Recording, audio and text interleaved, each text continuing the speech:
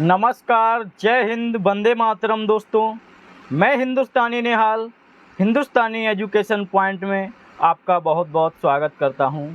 दोस्तों, जैसा कि आप देख रहे होंगे कि आज का टॉपिक आपके लिए सामाजिकरण यानी कि सोशलाइजेशन है। ये टॉपिक ऐसा है जो आपको 2 नंबर दिलाएगा। आप सीटेट देने जाएं या यूपी टेट देने जाएं, केबीएस का एग्ज़ाम दें या DSSB का दें या रीट का दें या एमपी टेट, कोई भी शिक्षक पात्रता परीक्षा होगी उसमें आपके बाल विकास में यानी कि CDP में जो 30 नंबर की आती है उसमें आपको 2 नंबर सामाजिकरण से दिखेंगे ज़रूर। तो दोस्तों, सामाजिकरण की वीडियो है ये, इस वीडियो को पूरा देखें और अगर आप मेरे चैनल पर नए हैं तो चैनल को सब्सक्राइब कर वीडियो को लाइक एंड शेयर करें। और चलिए बात करते हैं आज के टॉपिक पर। दोस्तों, सामाजिकरण क्या है ये आपको समझाना है, बताना है। तो हम लोग सीखेंगे कि सामाजिकरण क्या है।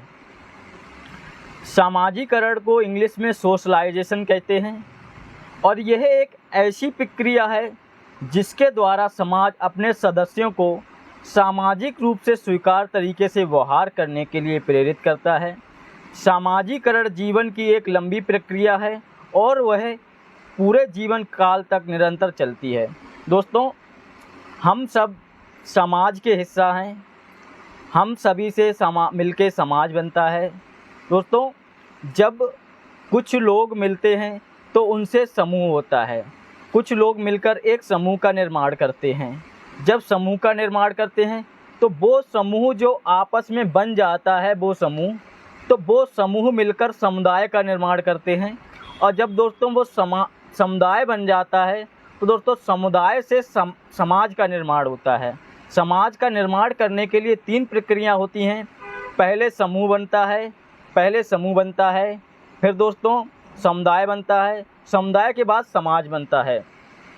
तो दोस्तों, ये एक ऐसी प्रक्रिया है जो जीवन पर्यंत चलती रहती है, जब तक इंसान जीवन जीता है, जितनी उसकी एज होती है। दोस्तों, यह एक ऐसी प्रक्रिया है समाज के सामाजिकरण के माध्यम से व्यक्ति को जन्म से लेकर मृत्यु तक समाज के बारे में बताया जाता है। जिस समाज में वह रहता है वहाँ के सदस्यों के बारे में बताया जाता है, वहाँ के रीति रिवाजों के बारे में बताया जाता है, वहाँ की जो वेशभूषा क्या है इसके बारे में बताया जाता है। प्रत्येक बातें बताई जाती हैं दोस्तों। तो दोस्तों, सामाजिकरण को अगर देखें तो सामाजिकरण एक ऐसी प्रक्रिया है जिसके माध्यम से एक व्यक्ति को जन्म से मृत्यु तक उस समाज के बारे में बताया जाता है जिस समाज में रहता है। दोस्तों, कौन से समाज के बारे में बताया जाएगा? उसी समाज के बारे में बताया जाएगा जिसमें वो रहता है और उनके रीति रिवाजों, मानदंडों और भूमिकाओं को सिखाया जाता है। तो दोस्तों, ये सामाजिकरण की परिभाषा थी कि ये पूरे जीवन पर्यंत चलता है और ये व्यक्ति को जन्म से मृत्यु तक का बारे में जो है जिस समाज में रहता है उस समाज के बारे में बताया जाता है। उसके सभी रीति रिवाज बताए जाते हैं, उसके मानदंड बताए जाते हैं और उसकी क्या क्या भूमिकाएँ हैं समाज में वो बताई जाती हैं। तो दोस्तों, सामाजिकरण को हम आपको ऐसे बताएंगे कि आप एक बार सामाजिकरण पढ़ लेंगे तो दोबारा आपको देखने की ज़रूरत नहीं होगी। तो वीडियो के लास्ट तक ज़रूर बने रहें, क्योंकि सामाजिकरण में जैसे कि आपके क्वेश्चन आता है कि प्राथमिक सामाजिकरण कौन सा है, द्वितीयक सामाजिकरण कौन सा है, अग्रिम सामाजिकरण कौन सा है, तो ये सभी प्रकार के क्वेश्चन आपके जो डाउट हैं वो अभी सब क्लियर कर देंगे। दोस्तों, सामाजिकरण के बारे में समझा, हम लोगों ने सीखा। अब सामाजिकरण के बाद सामाजिकरण की प्रक्रिया यानी कि सामाजिकरण कैसे होता है वो समझेंगे, हम लोग सीखेंगे साथ में कि सामाजिकरण में 4 पॉइंट आते हैं। एक पालन पोषण होता है, एक सहयोग होता है, एक अनुकरण होता है। दोस्तों, पालन पोषण क्या होता है आप सभी लोग जानते होंगे। क्या है पालन पोषण? अपब्रिंगिंग, यानी कि बालक के सामाजिकरण में पालन पोषण का ज़्यादा प्रभाव पड़ता है, क्योंकि अगर बच्चे का पालन पोषण अच्छी तरीके से नहीं होता है तो बच्चा समाज के साथ पालन पोषण का ज़्यादा प्रभाव पड़ता है। दोस्तों,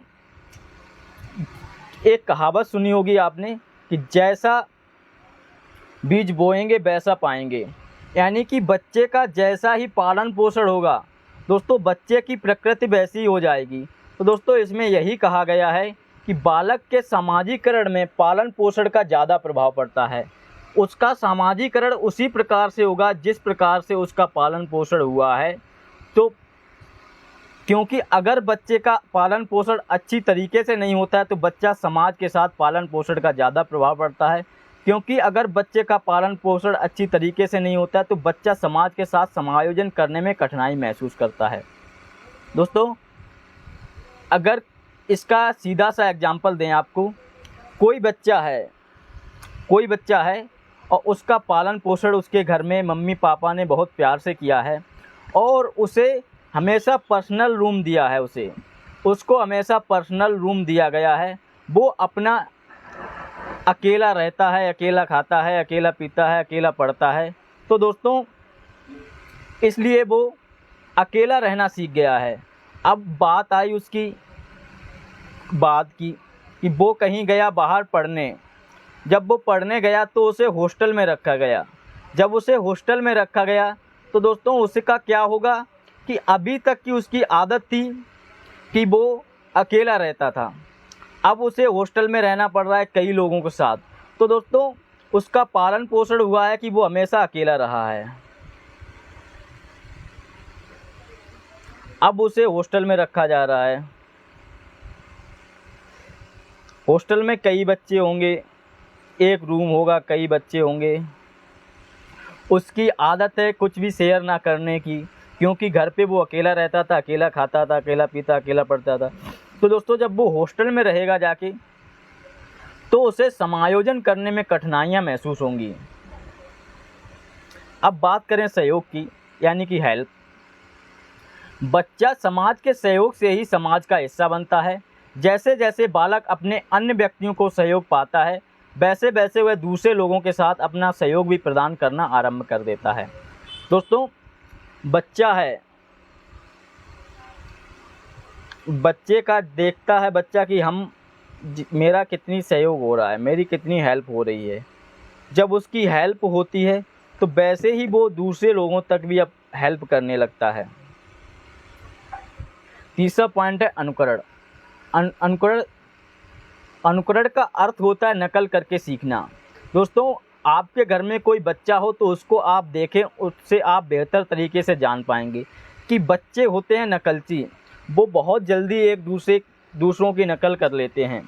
अगर कोई बच्चा है आपको फ़ोन पे बात करते हुए देख ले तो उसे खाली डिब्बा मिल जाएगा कोई, तो वो भी ऐसे फ़ोन हाथ से कान पे लगा लेगा और नकल करना सीख जाएगा। तो अनुकरण का अर्थ होता है कि नकल करके सीखना।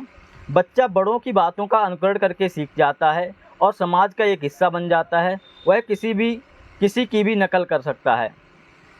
दोस्तों, आपने देखा होगा आपके घर में कोई छोटा बच्चा हो तो जब वो किसी को फ़ोन पे देखता है बात करते हुए तो वो फ़ोन पर बात करने की नकल करने लगता है, एक्टिंग करने लगता है। वो अपने घर में अपने दादी को देखता है कि वो झुककर चलते हैं या खांसते हैं या कैसे चलते हैं, तो उनकी नकल करने लगता है। तो यही बात है कि बच्चा है वो अनुकरण करके ज़्यादा सीखता है, वो नकलची होता है। चौथा पॉइंट है आपका सामाजिकरण की प्रक्रिया में पुरस्कार एवं दंड। दोस्तों, सामाजिकरण एक जटिल प्रक्रिया है। उसमें जीवन काल में अलग अलग तरह से प्रभावित होते रहते हैं। ये एक जटिल प्रक्रिया है। क्यों है? क्योंकि इसमें अलग अलग लोग मिलते हैं, अलग अलग तरह से बच्चा प्रभावित होता रहता है। तो देखते हैं इसमें क्या है। जब बालक समाज के आदर्शों तथा मान्यताओं के अनुसार व्यवहार करता है तो लोग उसकी प्रशंसा करते हैं। इसके विपरीत जब बालक असामाजिक व्यवहार करता है तो उसे दंड मिलता है, जिसके वैसे ही वह ऐसा कार्य दोबारा नहीं करता। दोस्तों, कोई बच्चा है, दोस्तों पुरस्कार एवं दंड, ये बात क्यों कही गई है? कोई बच्चा है वो समाज में रहता है, समाज का हिस्सा होता है, समाज में जो रीति रिवाजें चलती हैं, जो मानदंड हैं, उनको देखता है, उनको धारण कर लेता है। एक अच्छे वातावरण में पल रहा बच्चा जहाँ पर सभी से आप करके बात की जाती है, सभी को सुबह मिलते हैं तो राधे राधे नमस्कार बोला जाता है, तो दोस्तों वो बच्चा भी ऐसा ही सीखेगा। तो सामाजिकरण एक जटिल प्रक्रिया है जिसमें कई एजेंसियां बच्चों को उनके जीवन काल में कई बार अलग अलग तरह से प्रभावित करती हैं। सामाजिकरण के प्रतिनिधि एजेंसी वे संस्थाएं हैं जिसके द्वारा किसी व्यक्ति के सामाजिकरण प्रक्रिया में योगदान दिया जाता है। हर एक संस्था जिसमें एक बच्चा भाग लेता है, जैसे कि परिवार, विद्यालय में उसके पड़ोस की सामाजिकरण के एजेंट के रूप में माना जाता है। एजेंट को हम प्रतिनिधि भी कह सकते हैं। एजेंट को क्या कह सकते हैं? प्रतिनिधि भी कह सकते हैं एजेंट को। दोस्तों, अब ये बात है कि सामाजिकरण की विशेषताएं। आपको सामाजिकरण की कुछ विशेषताएं हैं। दोस्तों, अभी हमने आपको बताया था कि जो सामाजिकरण होता है वो बहुत ही एक जटिल प्रक्रिया है, क्योंकि उसमें बच्चा अपने आप को समायोजन करना, और बच्चा कुसुमायोजन हो जाता है। बच्चा को जो उसके समाज के मानदंड हैं, रीति रिवाजें हैं, वो समझना बहुत मुश्किल हो जाता है दोस्तों। तो दोस्तों, सामाजिकरण की विशेषताएं क्या हैं कि सामाजिकरण आजीवन चलता है। जब तक उसका जीवन रहता है दोस्तों, बच्चे का लाइफ टाइम चलता है सामाजिकरण। लाइफ टाइम क्यों चलता है सामाजिकरण? दोस्तों, आप अपने आप समझें, जैसे ही गर्मी आती हैं तैसे ही हम लोग 2-2, 3-3 बार नहाना शुरू कर देते हैं, समायोजन करने लगते हैं। जैसे ही गर्मियाँ जाती हैं, सर्दियाँ आती हैं, हम लोग एक बार नहाने में भी डरते हैं। और सामाजिकरण सरल से जटिल चलता है। पहले जब बच्चा छोटा होता है तो कोई गलती कर देता है तो लोग उसे माफ़ कर देते हैं, लेकिन जैसे ही बच्चा बड़ा हो जाता है तो गलती करता है तो उसे माफ़ नहीं किया जाता है। आपने एक कहावत सुनी होगी कि बच्चे को शुरुआती दौर में बच्चे को पेंसिल पकड़ाई जाती है, लेकिन जब बच्चा बड़ा होता है तो उसे पेंसिल हटा के पेन पकड़ा दिया जाता है। यह बात सिखाता है कि अब हम लोग बड़े हो गए हैं, अब हमें गलतियां नहीं करनी हैं। तो यही है कि सामाजिकरण हमेशा सरल से जटिल होता है, और सामाजिकरण एक सार्वभौमिक प्रक्रिया है। सामाजिकरण में व्यक्ति खुद को समाज के अनुसार समायोजित करता है। दोस्तों, ये जो समाज है उसमें व्यक्ति खुद को समाज के अनुसार समायोजित करता है। क्यों करता है? करना पड़ता है, मजबूरी होती है। अगर अभी आप पढ़ रहे हैं, आप अपने अनुसार पढ़ें तो आपको पढ़ने में इतनी रुचि नहीं होगी, लेकिन लोगों के ताने, लोगों की बातें, ये सभी हम लोगों को बहुत ही ज़्यादा मोटिवेट भी करती हैं कि ये कुछ नहीं कर पाएगा। जब वो लोग कहते हैं कि ये कुछ नहीं कर पाएगा तो अपने आप में एक जुनून जागता है कि हम कुछ ना कुछ करके ज़रूर दिखाएंगे। तो दोस्तों, व्यक्ति को खुद को समाज के अनुसार समायोजित करना पड़ता है कि हम कहीं जा रहे हैं, हम कैसे जा रहे हैं, हमसे बड़े लोग मिल रहे हैं, उनसे हम आदर भाव से उनके साथ व्यवहार कर रहे हैं कि नहीं। हम कहीं बैठे हैं, हम कहीं अपने घर में बैठे हैं, सॉन्ग बजा रहे हैं और पड़ोस में कोई ख़त्म हो गया है, तो दोस्तों हमें समाज के अनुसार अपने आप को समायोजित करना। हमें अपनी मस्ती नहीं देखनी चाहिए। अगर समाज में आस पड़ोस में कोई किसी के यहाँ प्रॉब्लम है तो हमें उसके अनुसार खुद को समायोजित करना चाहिए, खुद को अपने आप को समझना चाहिए, खुद से दिमाग लगाना चाहिए। यही बात इसमें कही गई है। अब दोस्तों, नेक्स्ट पॉइंट है आपका कि सामाजिकरण के प्रकार। सामाजिकरण के प्रकार कितने हैं दोस्तों, ये आपको बताना है। दोस्तों, सामाजिकरण के प्रकार की बात करें तो सामाजिकरण के प्रकार कई हैं, जैसे कि प्राथमिक सामाजिकरण, द्वितीयक सामाजिकरण, अग्रिम सामाजिकरण। प्राथमिक सामाजिकरण क्या होता है दोस्तों, इसके बारे में आपको बताना है कि प्राथमिक सामाजिकरण क्या होता है। प्राथमिक सामाजिकरण यानी कि प्राइमरी सोशलाइजेशन, जिन संस्थाओं के संपर्क में बालक स्वयं आता है, जैसे कि हमारा परिवार है और हमारा आस पड़ोस। दोस्तों, इसे मजाक मस्ती में सीखते हुए चलेंगे। आप एक बार देख लेंगे तो कभी आप भूलेंगे नहीं। वीडियो के लास्ट तक ज़रूर बने रहें। मैं हिंदुस्तानी निहाल ये वादा करता हूँ कि आप सामाजिकरण कभी गलत नहीं करेंगे। प्राथमिक सामाजिकरण क्या होता है? जिन संस्थाओं के संपर्क में बालक स्वयं आता है। दोस्तों अब आप कैसे याद करेंगे इसे? जैसे कि आपने देखा है कि बच्चा घर में पैदा होता है, यानी कि हम लोगों के परिवार में होता है, और आस पड़ोस के जिसके स्वयं आ जाता है उनके संपर्कों में। तो दोस्तों जिस संपर्क में बालक स्वयं आएगा तो उसे प्राथमिक सामाजिकरण बोलेंगे।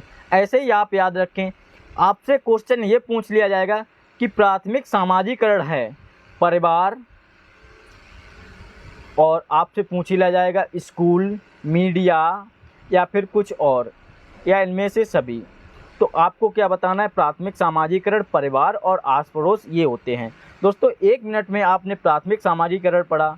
1 मिनट में ही 1 मिनट से कम समय में आपको द्वितीयक सामाजिकरण बताएंगे, और 1 मिनट से कम में आपको अग्रिम सामाजिकरण।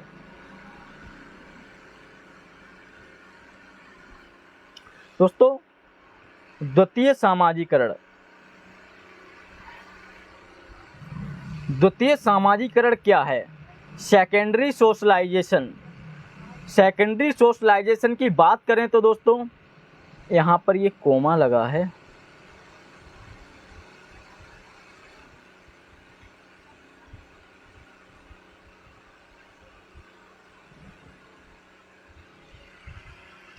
कि द्वितीय सामाजिकरण ऐसी संस्थाएं जिनके संपर्क में बालक दूसरों के द्वारा लाया जाता है उसको द्वितीय सामाजिकरण कहते हैं। क्यों कहते हैं दोस्तों? पहले बच्चा कहाँ रहता है? जब बच्चा पैदा होता है तो हमारे परिवार में होता है, तो परिवार में रहता है, आस पड़ोस में खेलने चला जाता है, तो उसे प्रथम सामाजिकरण कहते हैं, जहाँ पर बच्चा पहले रहे। उसके बाद हम दोस्तों से क्या करते हैं? बच्चे को स्कूल भेज देते हैं। ऐसे याद रखें कि बच्चे को स्कूल भेजते हैं, स्कूल जाता है बच्चा, तो वहाँ से वो कुछ सीखता है, पुस्तकालय भी जाता है, और मीडिया। ऐसे समझे कि आप जब बच्चा स्कूल जाने लगता है, 2-3 साल का हो जाता है, तो दोस्तों फ़ोन के संपर्क में आ जाता है। फ़ोन में मीडिया होती है, ऐसे आप समझें देसी भाषा में। तो दोस्तों द्वितीय सामाजिकरण यही है, पुस्तकालय, मीडिया, स्कूल, जिसके जो कि बालक इनके संपर्क में बालक लाया जाता है। क्यों?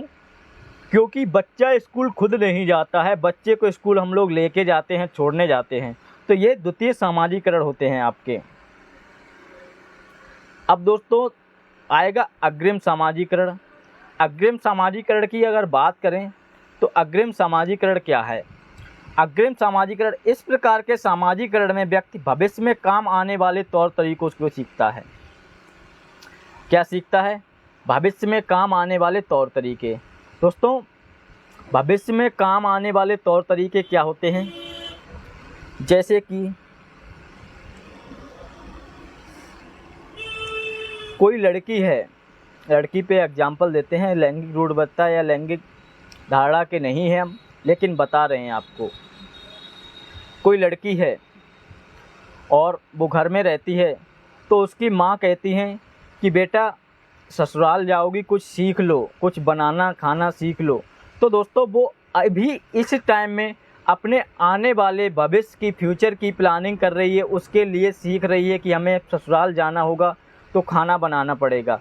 भले वो खाना ना बनाए, लेकिन उसकी माँ को ये चिंता रहती है, वो ये बात सिखाती हैं। तो इसे ही दोस्तों अग्रिम सामाजिकरण कहा जाता है कि एंटीसिपेटरी सोशलाइजेशन। एंटीसिपेटरी बेल भी होती है, जैसे कि आप कहीं पर आप पर केस हो जाता है तो आप कुछ दिन के लिए पहले से ही बेल ले लेते हैं कि हमें एंटीसिपेटरी बेल लगा देते हैं कि हमें इतने दिन के लिए कोर्ट से कि हमें इतने दिन के लिए बेल चाहिए, हम इतने दिन तक बाहर रह सकते हैं। जैसे कि एग्जाम्पल लिया है इसमें हमने, एनसीसी के तौर तरीके पर वर्तमान में सेना के रीति रिवाजों को सीखना सेना में भर्ती होने के बाद काम आएंगे। दोस्तों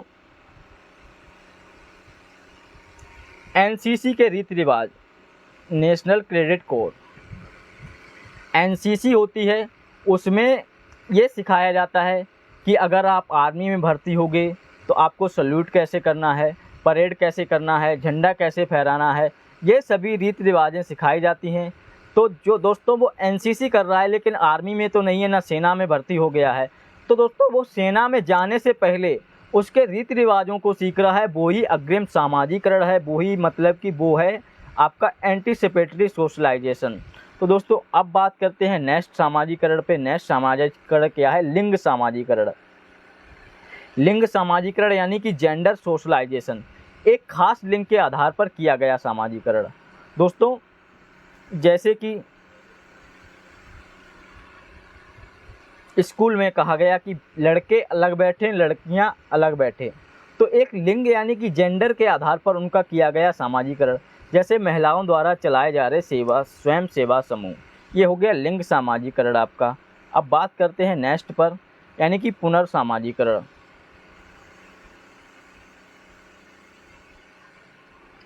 दोस्तों पुनर्सामाजिकरण की बात करें तो पुनर्सामाजिकरण क्या होता है आपका? दोस्तों पुनर्सामाजिकरण वो होता है किसी नई जगह पर जाने पर उस जगह के रीति रिवाज और तौर तरीके नए तरीके से सीखना। दोस्तों आप लोग अभी अपने घर पे रह रहे होंगे या हॉस्टल में रह रहे हैं या कहीं भी रह रहे हैं रूम लेकर। दोस्तों आप कुछ टाइम बाद जब अध्यापक बन जाएंगे, टीचर बन जाएंगे, जब आप टीचर बन जाएंगे तो आपको डिस्ट्रिक्ट से बाहर, मंडल से बाहर या फिर कहीं भी बाहर अगर आप DSSB का फॉर्म भरेंगे तो आपको दिल्ली में जॉब मिलेगी। तो दोस्तों आपको बाहर जो जॉब मिलेगी उसमें आपको क्या करना होगा? किसी नई जगह पर जाएंगे आप तो वहाँ के रीति रिवाजों को सीखेंगे, वहाँ पर कैसे बोलते हैं, कैसे खाते हैं, क्या है, तो सब उन्हीं के अनुसार सीखना पड़ेगा। तो दोस्तों जब किसी नई जगह पर जाते हैं उस जगह के रीति रिवाज और तौर तरीकों नई तरीके से सीखना, तो उसे पुनर्सामाजिकरण कहते हैं। दोस्तों बात करें लड़कियों पर, बहुत गर्मी है। अब दोस्तों अगर बात करें लड़कियों पर कि लड़कियों की शादी हो जाती है तो दोस्तों वो अपने घर से छोड़ के एक दूसरे घर में जाती हैं, तो वहाँ पर कैसे रहना है, कैसे उठना है, कैसे सोना है, क्या बनाना है, कैसे क्या खाना बनता है, अलग अलग तरह के व्यंजन बनते हैं हर जगह। तो उनके तौर तरीके होते हैं, उनके जो रीति रिवाज होते हैं, जो उनके यहाँ त्यौहार मनाए जाते हैं, कैसे मनाया जाता है, उन चीज़ों को सीखना है, वो ही पुनर्सामाजिकरण के अंतर्गत आता है। तो ये सब गलत नहीं करने हैं, इन्हें ऐसे ही हूबहू याद रखें। अब बात करते हैं व्यावसायिक सामाजिकरण। एक ऐसा समूह जिसमें एक खास व्यवसाय से जुड़े लोग सदस्य हों, जैसे शिक्षकों का संघ। व्यावसायिक सामाजिकरण को आप ऐसे समझें कि एक समूह जिसमें खास उसी प्रकार के लोग हों, जुड़े सदस्य हों। जैसे कि आप देखेंगे वकील लोगों का समूह, अध्यापक लोगों का समूह, डॉक्टर लोगों का समूह, तो इसे दोस्तों व्यावसायिक सामाजिकरण बोला जाता है।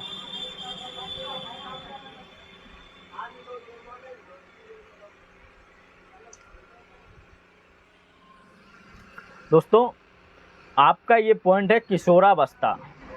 किशोरावस्था हम क्यों लाए हैं? अब आप समझ रहे होंगे, पढ़ रहे थे सामाजिकरण लेकिन ले आए किशोरावस्था। किशोरावस्था में सामाजिकरण को करने की बहुत ही ज़्यादा ज़रूरत होती है और इसमें सामाजिकरण करने में बहुत ज़्यादा कठिनाइयाँ भी आती हैं, क्योंकि समाज में जब किशोर हो जाते हैं बालक, जब एडल्ट हो जाते हैं तो वो अपने अनुसार चलना चाहते हैं, लेकिन उनके घर वाले समाज के अनुसार चलाना चाहते हैं। तो दोस्तों किशोरावस्था की बात करें तो किशोरावस्था को इंग्लिश में एडोलेसेंस कहते हैं। और दोस्तों किशोरावस्था स्टैनले हॉल ने एक बहुत ही अच्छा उन्होंने तर्क बोला, कहा था कि किशोरावस्था संघर्ष, तनाव, तूफान की अवस्था है। इसमें संघर्ष होता है, तनाव होता है और तूफानी एज होती है इसे। दोस्तों किशोरावस्था में सामाजिकरण कैसे होता है ये आपको बताना है। सामाजिकरण के प्रक्रिया के अंतर्गत तदात्मीकरण की अवस्था के बाद किशोरावस्था आती है। इस काल में आकर बच्चे की मानसिक व शारीरिक क्षमताओं का तीव्रता से विकास होता है।